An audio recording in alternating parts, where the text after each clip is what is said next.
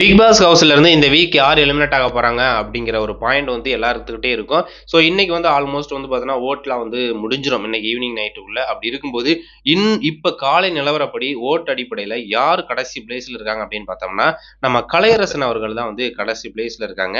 நம்ம பார்வதி அவர்கள் 4வது இடத்துல நேற்று வரலும் இருந்தாங்க. இருந்தாலும் அவங்களுக்கான ஓட்டு வந்து அப்படிங்கிறது முன்னேறி இருக்கு அப்படின்னு தான் சொல்லணும். கானா வினோத் வந்து வேற லெவல். அவர் வந்து பார்த்தீங்கன்னா டாப்ல இருக்காரு. அதுக்கப்புறம் கமருதீன் ஓரளவுக்கு 1,06,000, அதுக்கப்புறம் பார்வதி 1,05,000, அரோரா 1,03,000, இவர் 1,01,000, அதாவது ஒன்னு சில்லற இந்த மாதிரி வாங்கியிருக்காருன்னு வச்சுக்கோங்களேன்.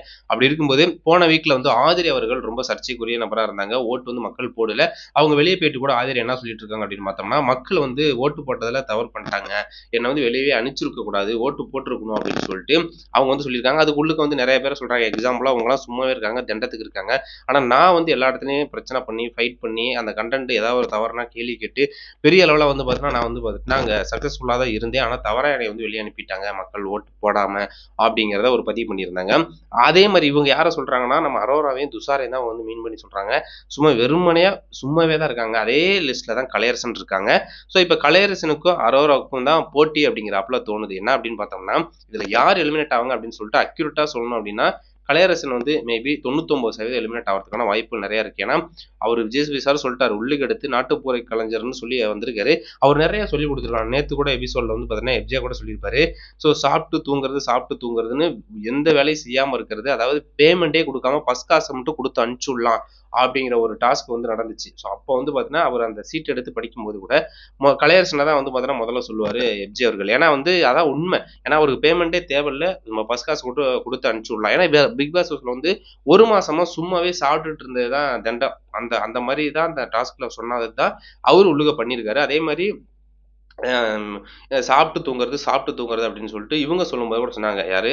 நம்ம ரம்யா அவர்கள் சொல்லும்போது தான் அது பெரிய அளவுல பிரச்சனை வந்துச்சு. அதே மாதிரி தான் நம்ம கலையரசன் அவர்கள் இருக்காங்க.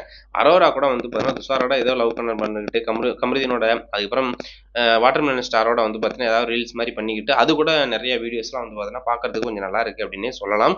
ஓரளவுக்கு கலையரசனோட கம்பேர் பண்ணும்போது பெட்டர் அப்படிங்கிறாப்புல தோணுது. ஸோ அதனால தான் என்னமோ கலையரசனை இந்த வீக் வெளியே அனுப்புனா தான் நல்லாயிருக்கும் அப்படிங்கிறாப்புல அவரை சுத்தமா வந்து ஓட் போடாம கழிச்சு கட்டிட்டாங்க. அநேகமா வந்து இன்னைக்கு ஈவினிங்குள்ள வந்து பார்த்தீங்கன்னா, அவரோட ஓட்டு தான் கம்மியாவும் இருக்க போது. அவர் தான் எலிமினேட் ஆக போறாரு அப்படின்னு 99% நம்ம உறுதியா சொல்லலாம். ஸோ இவரை தொடர்ந்து அந்த 5 பேர்ல யார் எலிமினேட் ஆவாங்கன்னா, வினோத் டாப்பு. கமருதீன் வாய்ப்பே கிடையாது. பார்வதி இல்லாம அங்க பிக் பாஸே இல்ல அப்படின்னு தான் சொல்லணும் ஒரு 80 நாளைக்கு. ஏன்னா புது கண்டஸ்டன்ட் 4 பேர் வந்து அவங்க என்னத்த பண்ண போறாங்கன்னு தெரியணும்ல. அவங்க வெளியில வந்து ப்ரோமோல வேற லெவல்ல பேசிவிட்டு உள்ளுக்கு வந்து டம்மியா இருந்தாங்க அப்படின்னா, அங்க ஒரு ஆளு ஸ்ட்ராங்கா வேணும்ல அப்படிங்கும்போது ஏன்னா குரூப்பிசமா பிரிஞ்சுட்டாய்ங்க. 2 பேர் தனியா இருக்காய்ங்க. ஒண்ணு பார்வதி, திவாகர். மீதி 14 பேரும் ஒரு சைடா இருக்காய்ங்க. ஒரு சைடு அவங்களா முடிவு பண்ணிட்டு அவங்களா இது பண்ணிட்டு இருக்காங்க. அடுத்த நாள் வெளியேறணும் அப்படின்னா அவங்களுக்குள்ளே பிரச்சனை வரும்ல. அப்படி இருக்கும்போது அதெல்லாம் யோசிக்காம இப்பயே அந்த மாதிரி பண்ணிட்டு இருக்காங்க. எனக்கு தெரிஞ்சு 99% இந்த வீக்ல நம்ம கலையரசன் அவர்கள் எலிமினேட் ஆவாரு. அதாவது அப்படி இல்ல அப்படின்னா அரோராவுக்கு ஒரு 1% வேணா வாய்ப்பு இருக்கு. நீங்க யாரு எலிமினேட் ஆகி வெளிய போவாங்கன்னு நினைக்கிறீங்களோ மறக்காம ஒரு கமெண்ட் பண்ணுங்க.